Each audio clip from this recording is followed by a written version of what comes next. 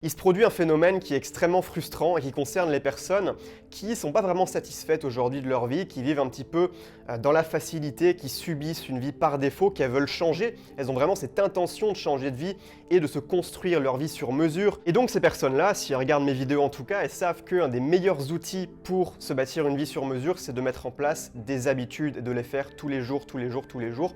Et le mieux pour ça, évidemment, c'est de mettre en place des routines matinales, c'est-à-dire des séries d'habitudes que tu vas faire absolument tous les matins, que tu vas répéter, et qui vont te permettre d'avoir des résultats spectaculaires sur le long terme, hein. Pas sur le court terme évidemment, mais vraiment c'est sur le long terme que ça va faire la plus grande différence. Mais le phénomène très problématique dont je te parle, c'est quand ces personnes commencent, elles vont être très enthousiastes, elles vont avoir une vraie motivation, parce que d'un coup il y a un changement qui se produit. D'un coup elles ont la volonté de changer, elles se disent ok, je vais passer à l'action massivement tous les jours, ça va être super. Donc le premier jour elles débordent d'énergie, elles font bien toutes leurs habitudes à la lettre, c'est tout carré. Deuxième jour pareil, troisième jour pareil, elles ont la patate. Mais maintenant, au bout d'une semaine, elles se rendent compte que leur énergie commence un petit peu à retomber. Bon, elles continuent à faire leurs habitudes, mais il n'y a plus le même enthousiasme qu'au départ, il n'y a plus ce feu sacré. Ça commence à devenir un petit peu ennuyeux, mais bon, elles se disent, j'ai commencé, je continue. Sauf qu'après la deuxième semaine, elles se disent, allez, je vais arrêter cette habitude-là aujourd'hui, j'ai vraiment pas envie de le faire. Elles font pas leur routine d'habitude au complet. Et là, c'est la décision fatale. Au bout de la troisième semaine, elles ont déjà complètement laissé tomber, c'est terminé, game over. Peut-être que toi aujourd'hui, tu te trouves dans ce schéma-là, c'est-à-dire que tu te sens attiré par la facilité comme un aimant. Et quoi qu'il arrive, tu finis toujours par retomber à la case départ. Donc dans cette vidéo, je vais te partager 5 erreurs qui font en général qu'on échoue nos routines matinales. Et du coup, tu vas pouvoir identifier lesquelles de ces erreurs tu commets peut-être. Et ça va te permettre de beaucoup mieux tenir tes routines matinales et donc d'amener tes habitudes sur le long terme pour avoir les résultats. On va prendre l'exemple fictif d'un gars qui s'appelle Guillaume, qui est étudiant en droit à l'université et qui en a un petit peu marre de vivre dans la facilité, de se laisser aller. Donc il décide de mettre en place une routine matinale très simple. D'ailleurs, c'est ce que je te recommande aussi, c'est de faire simple, hein, le plus simple possible. Pas besoin de faire des routines matinales en 14 habitudes, 14 étapes. Là, tu pars perdant dès le départ, ça va juste pas fonctionner, on n'est pas fait pour fonctionner comme ça. Donc là, Guillaume, il commence sa routine matinale. Première habitude, c'est la méditation. Il médite pendant 10 minutes. Deuxième habitude, c'est la douche froide. Il va prendre une douche froide, ce qui est très sain. Troisième habitude, c'est d'aller courir pendant 15 minutes, un petit tour de quartier vers chez lui.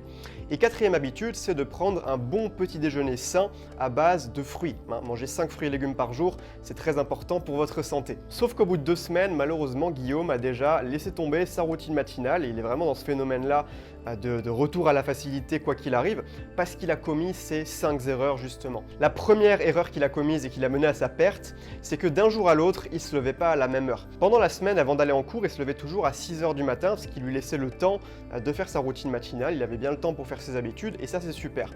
Par contre, le week-end, il se levait à 9 h, 10 h, parfois 11 h.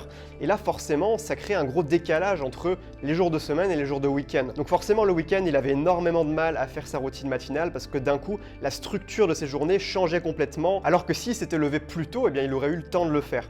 Donc moi, ce que je te conseille vraiment quand tu mets en place des routines matinales, c'est également de te lever à une heure fixe. Et si tu n'as pas envie de te lever absolument tous les jours à une heure fixe, je te conseille d'avoir une variation de maximum 1 heure. C'est-à-dire, si tu te lèves habituellement à 7 h, eh bien, ne te lève jamais après 8 h. Sinon, tu risques de perdre cette stabilité qui est vraiment essentielle au maintien de tes habitudes sur le long terme. La deuxième erreur pour laquelle Guillaume n'a pas réussi à tenir sa routine matinale, c'est parce qu'il manquait d'organisation. Par exemple, il y a un matin où juste avant de faire son habitude d'aller courir un tour de quartier, eh bien, il n'arrivait pas à retrouver ses chaussures. Alors, il a passé 10 minutes à chercher ses chaussures, ça lui a fait une grosse interruption et forcément, ça a chamboulé sa routine. Alors que s'il avait, la veille par exemple, posé ses chaussures de sport juste à côté de la porte d'entrée, il n'aurait eu aucun problème. Là, c'est un manque d'organisation. Un autre jour, juste après être allé courir, donc c'est l'heure de son petit déjeuner sain à base de fruits, et là, il se rend compte qu'il a fini tous les fruits, ou alors que sa famille a mangé la dernière pomme qui restait, et donc il peut plus faire son petit déjeuner à base de fruits, et les magasins sont pas encore ouverts. Donc là, encore une fois, c'est un problème d'organisation, parce qu'il aurait très bien pu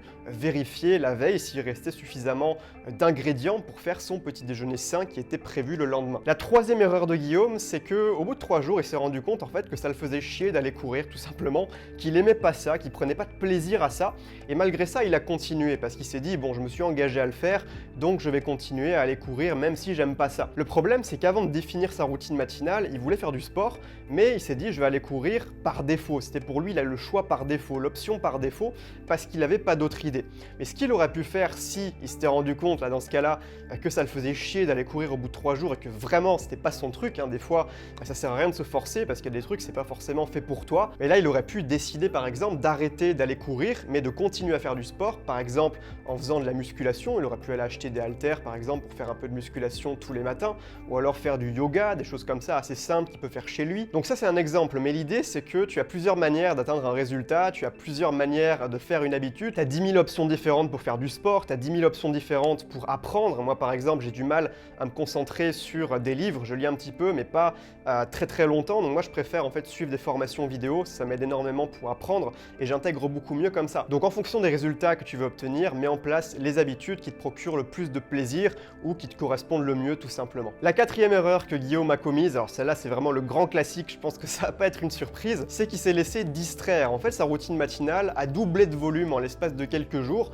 Au départ c'était 4 étapes, hein, celle que je t'ai donnée au début, et puis au bout d'un moment c'est devenu étape 1 méditation, étape 2 regarder la dernière vidéo de Squeezie, étape 3 la douche froide, étape 4 regarder un peu les actualités sur Facebook, étape 5 aller courir, étape 6 discuter avec un pote au téléphone, et enfin étape 7 ta dernière habitude du petit déjeuner. Et donc là forcément tu t'en doutes, ça ne fonctionne plus. Dès que tu te laisses distraire, tu peux facilement perdre 30 minutes voire 1 heure entre deux habitudes, et donc là c'est même plus une routine matinale, tu sors complètement en fait du concept de la routine matinale qui est censé être un bloc d'habitudes que tu vas faire les unes à la suite des autres. C'est ça la puissance du truc, c'est que tu vas pas avoir à réfléchir à chaque fois pour te remettre en route parce que tu es déjà en mouvement et tu t'arrêtes pas tant que c'est pas fini.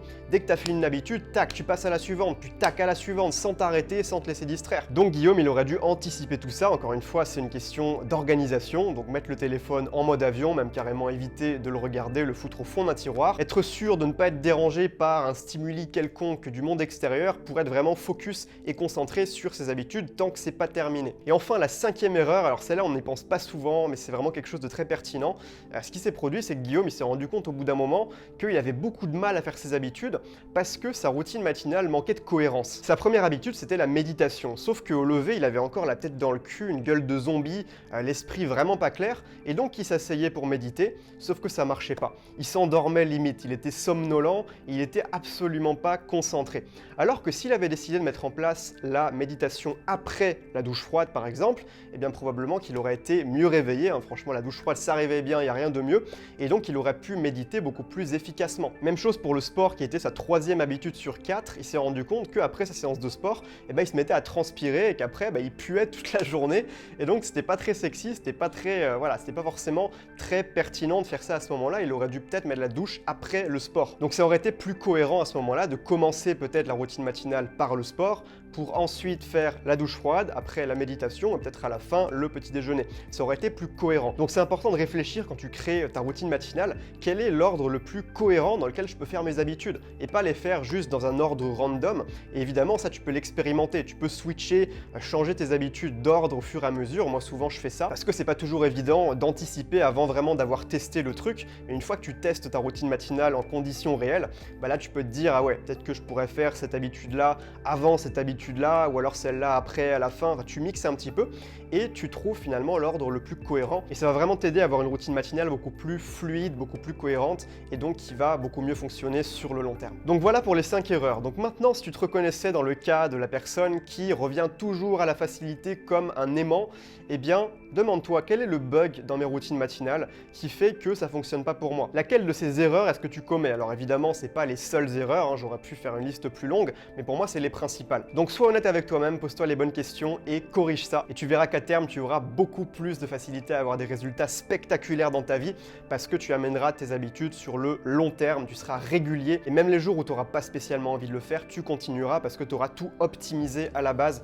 pour avoir une routine solide et durable. Si la vidéo t'a aidé, n'hésite pas à cliquer sur le rectangle rouge pour t'abonner et puis la petite cloche hein, évidemment. Et puis si tu veux recevoir plus de motivation, une petite pilule de motivation tous les jours par email, c'est un email motivant que j'envoie tous les matins pour te bâtir une vie libre et inspirante, pour t'aider à atteindre tes objectifs. Tu es libre de rejoindre la lettre qui est ma newsletter quotidienne, tu as le premier lien en description pour t'inscrire et tu recevras ton premier texte motivant dès demain matin.